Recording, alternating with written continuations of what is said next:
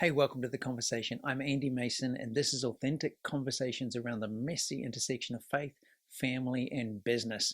And you can find out a whole lot more on heaveninbusiness.com. I'm just back from Dallas, Texas, where I got to attend a couple of different faith and work initiatives, in particular one at the Dallas Theological Seminary, where they hosted the Faith and Work Summit. So leaders from across the country doing phenomenal things in all spaces of faith and work, and I learned a bunch, and one of those things I want to unpack for you, and it's around collaboration. Should I collaborate with everybody? How do I know who to collaborate with and who not to? And how do I say no? Because I come from a Christian perspective and background, and are we not supposed to do all things for all people and say yes to everything? Well, quick answer for those you're listening to this and struggling with that. The answer is no. You cannot and should not say everything and say yes to collaborating with everyone. Why not? Because you have limited time. You cannot do all the things that you would love to do. So I need to have a framework of decisions of how I decide who to collaborate with, who not to, and even how to say no in an honoring and respectful way. So firstly, does Jesus collaborate with everybody? Well, we're going to come back to that one, but I want you to think about this statement. And you may have heard this in yourself. First statement is, we are inviting God to collaborate with us and bless us with what we are doing. Contrast that with, God is inviting us to collaborate with what He is doing. A friend of mine said recently, don't pray asking God to bless what you're doing. Pray and ask what God is blessing, and then do that. Now, this month I've got some friends praying the prayer of Jabez, which is, oh Lord, bless me, cause, enlarge my territory, protect me from pain. That is so good. But the first thing is, I want to make sure that I'm aligned and living and assigned where God wants me to be, which is this whole journey of learning to hear the voice of God.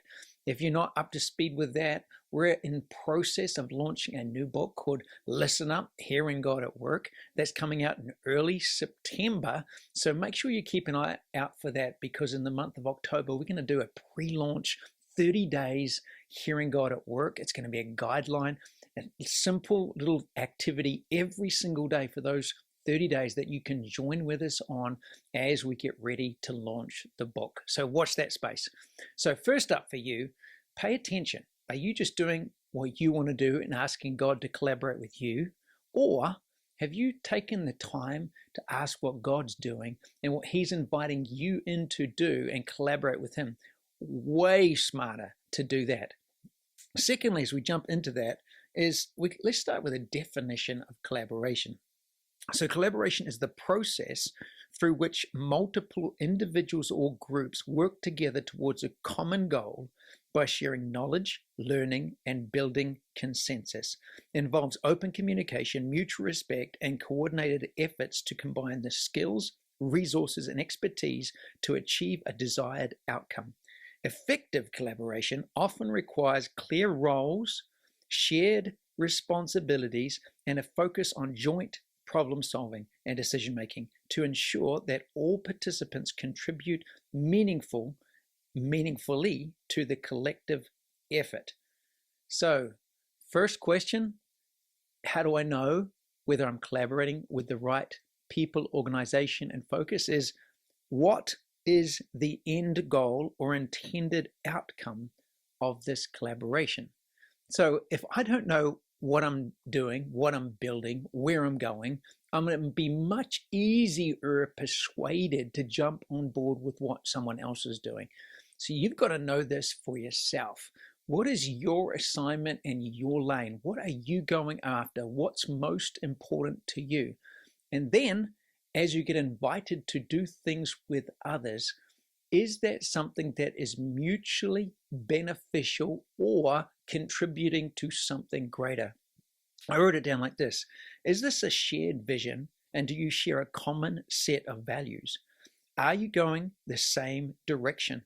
If this was an athletics race, are you all in the same race? For example, a 4x400 race, are you all in the same race, in the same team? Are you competing with one another? Doesn't mean you're not going to collaborate, but how are you going to do that?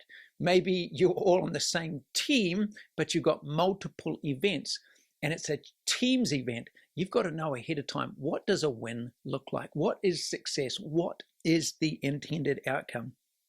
Is the leader or facilitator bringing people together to collaborate for their own vision, or are they bringing people together for a much bigger shared vision? So, for example, I want you to come and help me build what I'm building, and let's call it collaboration. Now, that may be a form of collaboration, but really, you're just helping them achieve what they want to achieve. Not necessarily bad, but it's not collaboration. Compared to, let us work together so that together we can achieve something far greater, far more vision aligned, that's going to put a dent in the universe. Now we're talking. So, action number 1, on a scale of 1 to 10, with what you're looking to step into with others, with what you're looking to collaborate or to facilitate and lead a collaboration with others, how clearly are you aligned on vision and values? How clearly are you aligned on vision and values? Number 2, are the right people in the room? So let's assume that we are all on the same page in regard to vision and values. We're going the same direction. That does not guarantee that it's going to be a successful, effective collaboration. Are the right people in the room? For example, if the goal is to be a group of contributing members, do the people in the room equally bring something to contribute? A more specific example is if we are wanting to gather leaders across different cities to collaborate for city well-being, the clarifying question is, are they leading anything to start with? If you're looking to build something across cities and you've got people in the room that aren't leading anything to start with, then they're not a contributing collaborator. If you're looking to start something, perhaps they would be, because you're looking for volunteers that would step up and do something where they are. But if I'm looking to gather people who are already doing something so we can share and add value and help one another with best practice, then I've got to find people and help the people in the room be ones that would contribute value. They're already doing something they can help with one another. So note, you may not be wanting all to contribute the same. It may be that one is contributing strategic insight and another contributes a community network. The key is that each is clearly contributing something of aligned capacity. For example, I don't want to place a presidential level strategic advisor with a leader of 5 neighborhood groups. That would be a recipe.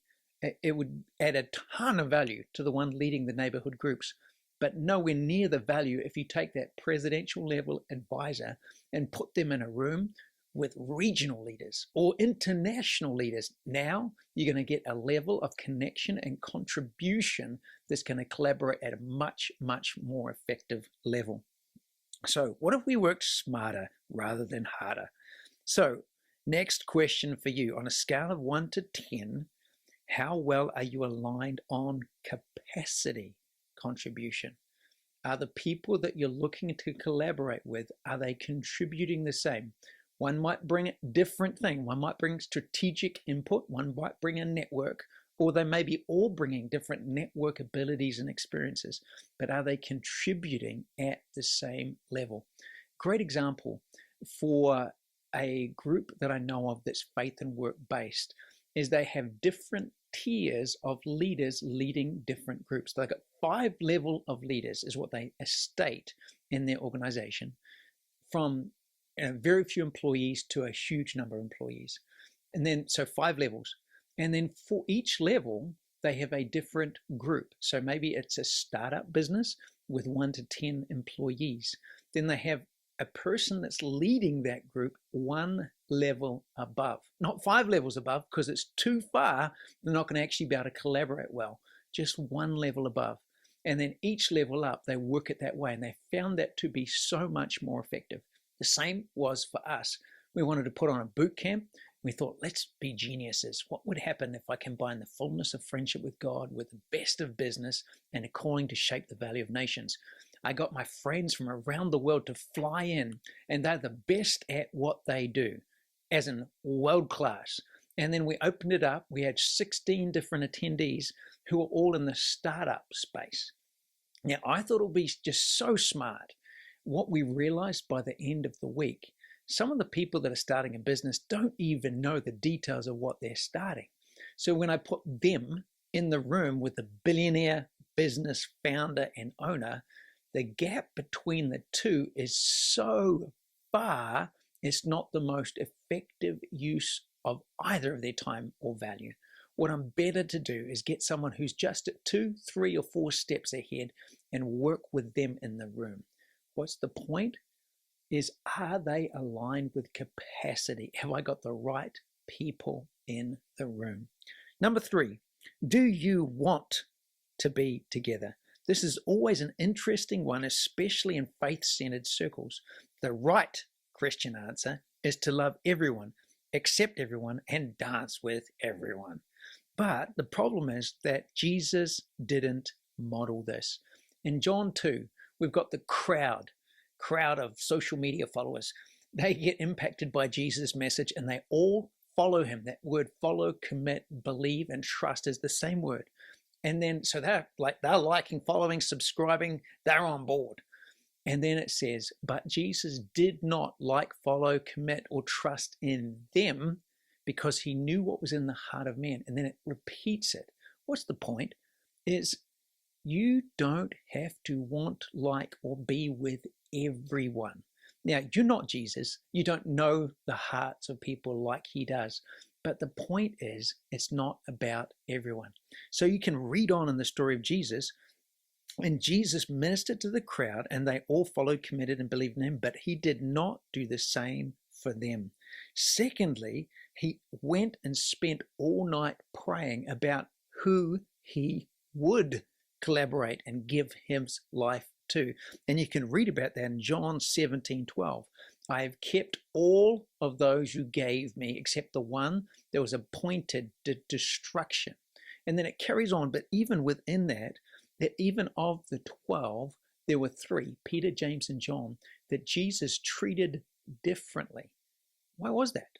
What was it about them that Jesus appeared to want to be with them more? He invited them into different situations, into the Garden of Gethsemane, where they were alone with Jesus, and to the point at which Jesus was glorified. We see these different situations where the 3 were invited. Why those 3, Peter, James, and John? Well, flip it. What was it about them that stood out as different to everybody else? And there's some remarkable situations. Number 1, James and John wanted to destroy a city that rejected Jesus. Remember that? They want to call down fire and burn the place. Jesus turns to them and says, you guys don't know what spirit you are of. In other words, hey, I love it that you're wanting to fight for me, defend me, but this is not how you do it. But the point is, they wanted to do something. There was a zeal that they had that was different to everybody else. The second one, Peter tried to stop Jesus from harming himself. Don't go to the cross. We can think of a better strategy. I mean, I've read Good to Great, How the Mighty Fall, Built to Last. We can come up with 100x different strategies to actually get you to scale this thing, Jesus. Jesus turns to him and says, get behind me because you're only mindful of the things of man. What's the point? Peter was the only one that actually did that, the only one that had a revelation of who Jesus truly was and tried to defend him when Jesus knew the way was to the cross. Third one, Peter and John, when they hear that the tomb is empty, they run. The 12 are locked up inside, afraid, but Peter and John run to the tomb. How do you know who your friends are? Those are the ones that would run to you, that would defend you, sometimes do it in the wrong way or look to do it in the wrong way. But they demonstrate there's something about them, that there is a level of zeal for you more than the crowd, more than even a small number. There's ones that separate themselves because of their zeal. And finally, Peter and John, 7 disciples were in a boat after the resurrection. Jesus shows up on the shore cooking fish. They can't see the shore, but Jesus calls out, "Have you caught any fish?" And John, without even seeing Jesus, recognizes his voice. That tells you about something. You spend time with people, you recognize their voice.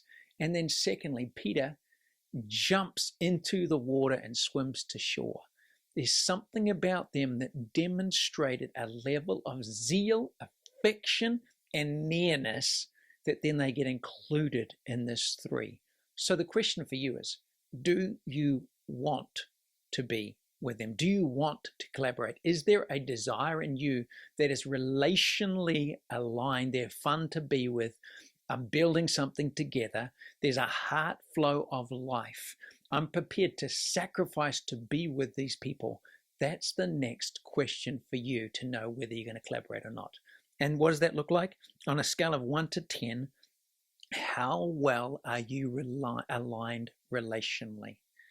Finally, number 4, who has God sent you to serve? In some situations, it's just about obedience. Jesus had Judas. We always have people around us that God's just sending us to, whether we like them or not, whether we agree with their vision or not. We are called to serve, like Daniel with Nebuchadnezzar, like Joseph with Pharaoh. In different situations, obedience is the best way forward. So on a scale of 1 to 10, how obedient are you being? And finally, this is about growing. We're growing together. If this resonates with you and you want to grow with us, jump onto heaveninbusiness.com/free-trial. Jump on, experience that with us to grow with God, grow in who you are, and connect once a week to hear stories of what God's doing and pray together to see the kingdom of God advance.